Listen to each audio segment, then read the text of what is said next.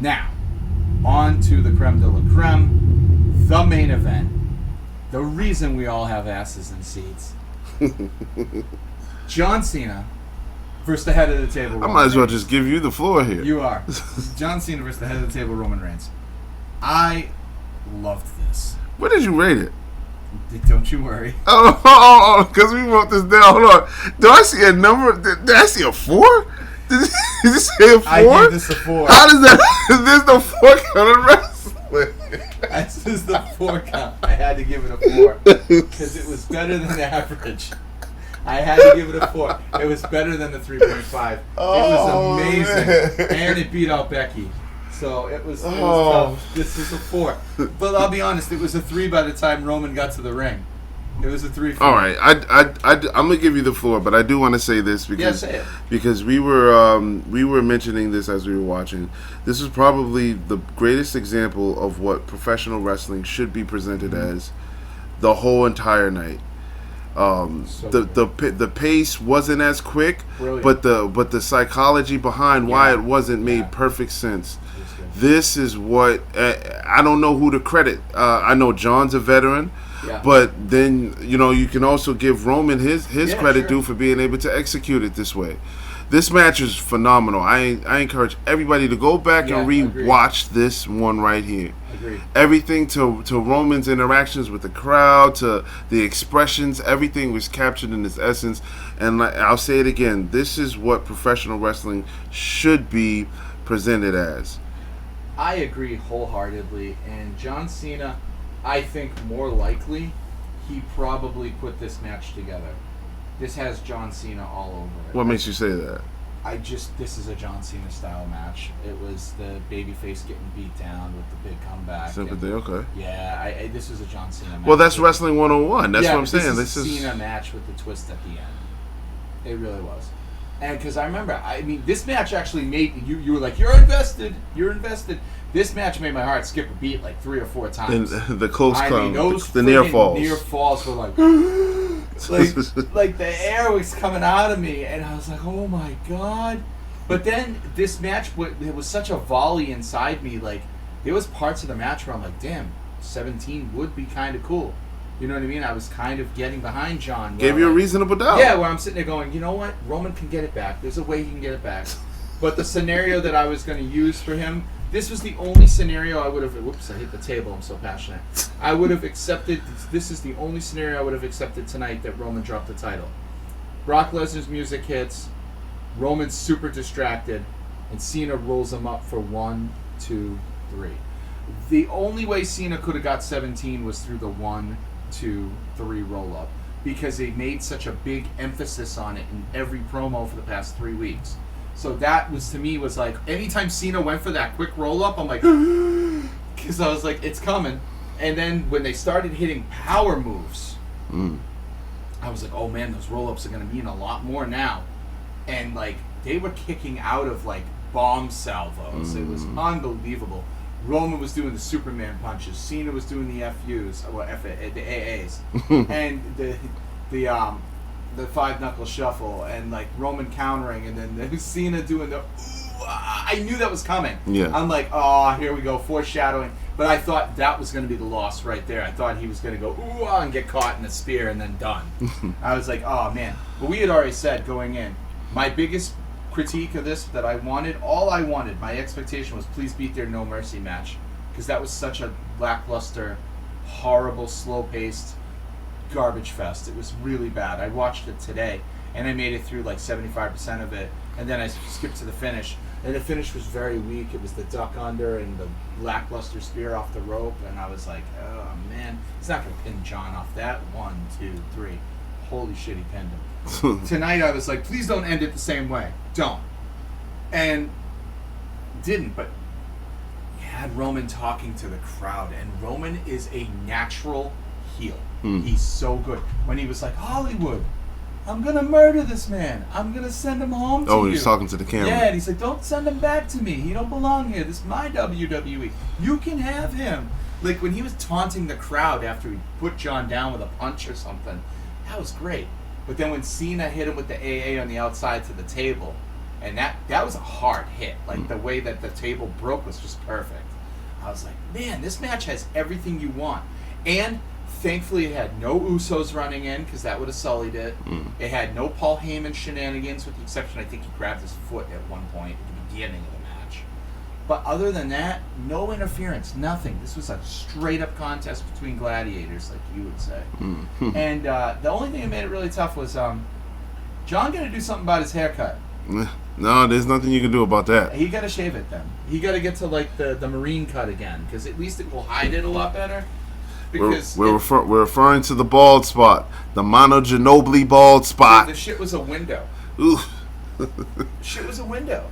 It's like, and you know, they got to give him a Scully. Let him wrestle in a Scully. Like they only film him from the front, he's great. But when you film him from behind, you can't hide that. And then like the more must his hair got, the worse it got. It was like it was growing. I was like, damn. But he still looked great, John. Yeah, still look great. John, you're a handsome dude. But I'm like, I'm you know, not super follically blessed. That's why I play to my strengths. You know, I grow my beard and I have a short haircut. But man, Jon Cena makes me look like I got a fucking mullet.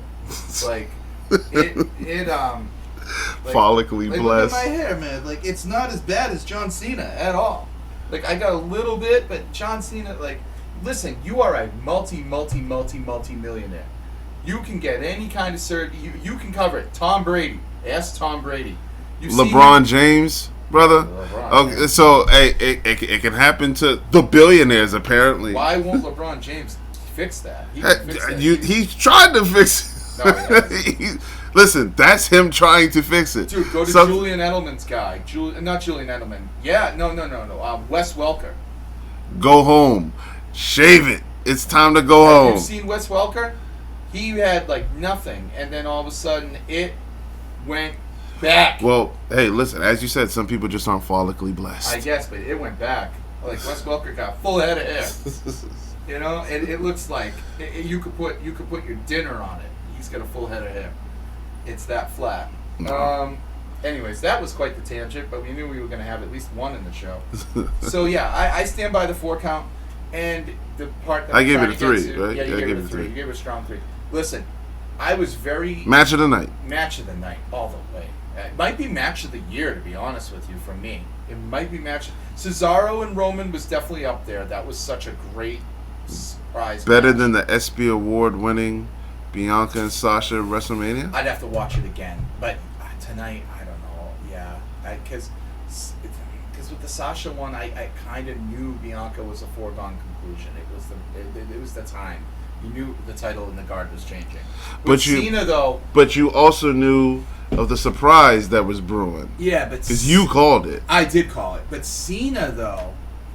He came out in different shirt with all the championships he's won. Yeah, that was a nice shirt. The Super Mario 3 shirt. Super Mario 3, but he had the 16 on the wristbands with the can't see you crossed out the 16, which means he was going for 17.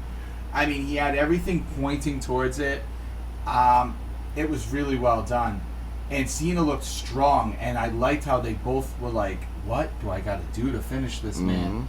And then Roman just smashed him. It was like, Superman punch, spear, and done.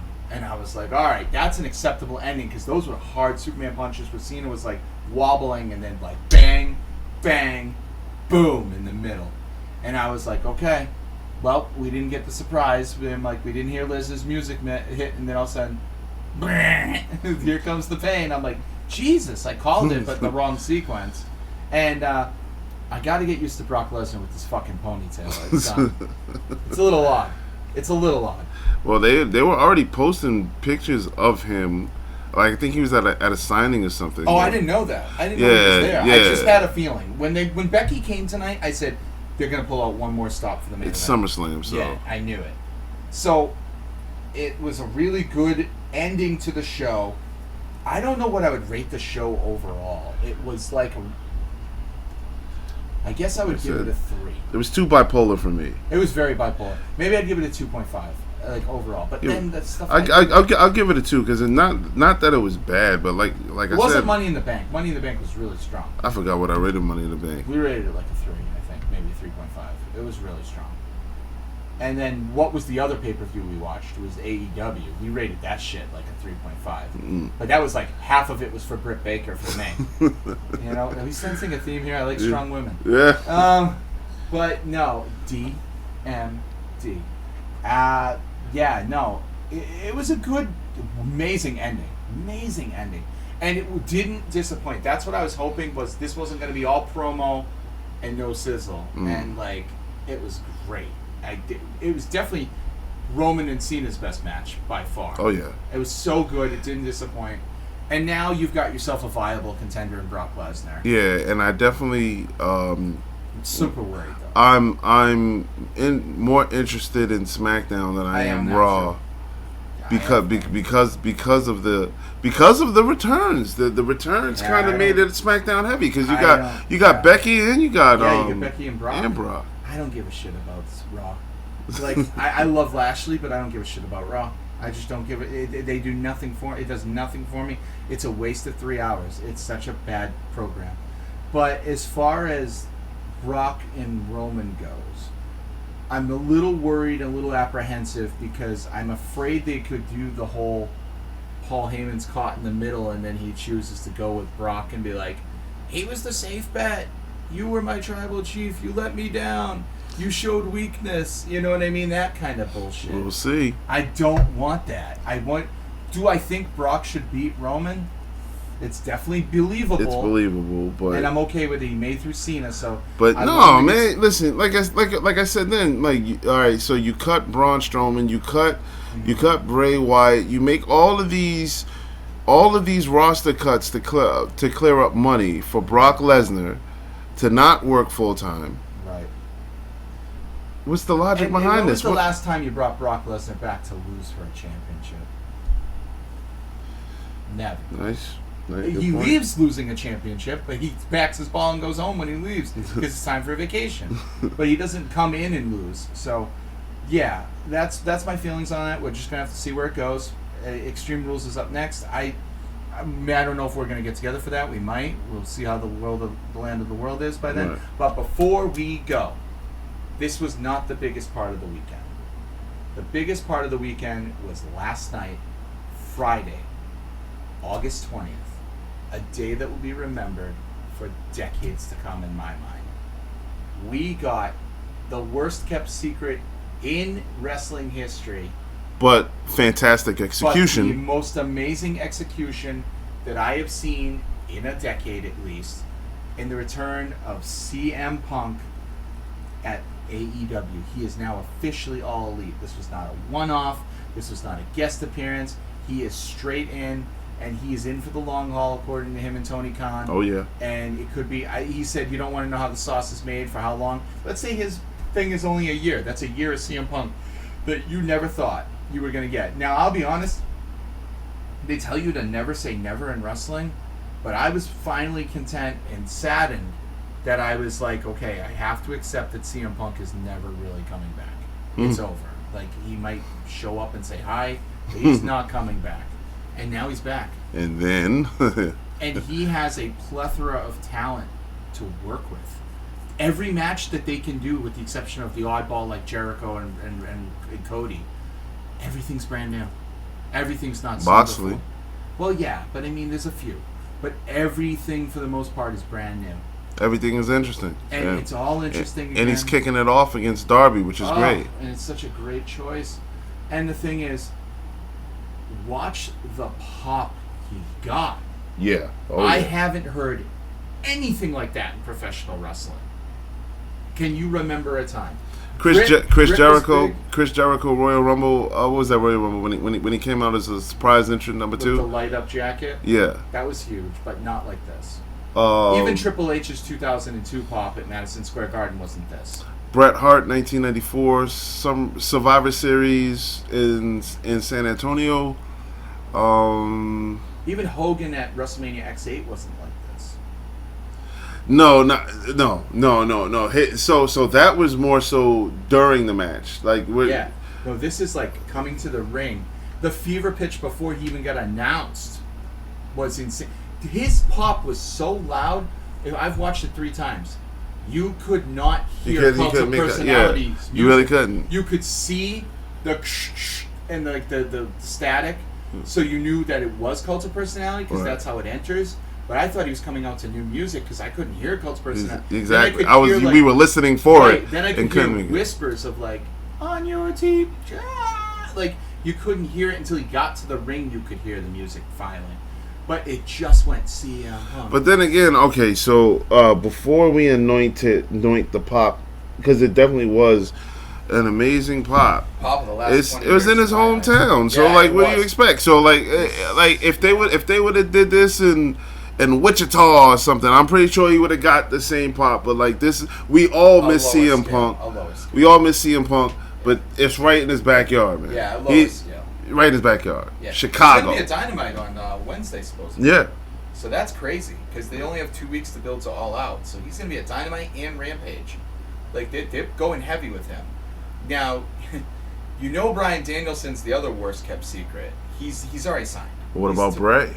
Bray, I think, is definitely signed after what I saw tonight. He's definitely signed. Come on home, Adam Cole. Please come to AEW. So technically, right now, Adam Cole's deal should have expired at 12 o'clock midnight. Yes. So let me check 411 while we're live, and let's see what happened.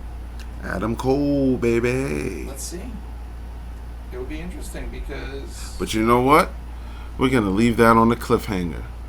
We're going to leave our listeners, our faithful supporters, on a cliffhanger. Because we'll be back for AEW All Out. I think that's in 2 weeks, right? Mm-hmm. Yeah, so AEW All Out is going to be the next time you're going to hear from us. I might sprinkle in a video or two in between. But yeah, this was this year's installment of SummerSlam 2021, Las Vegas. I had fun talking about it. Like I said, I had a great time. It's a great event. For Mr. Joey Business, I'm Donnie Wonderful. We're signing off. Till next time.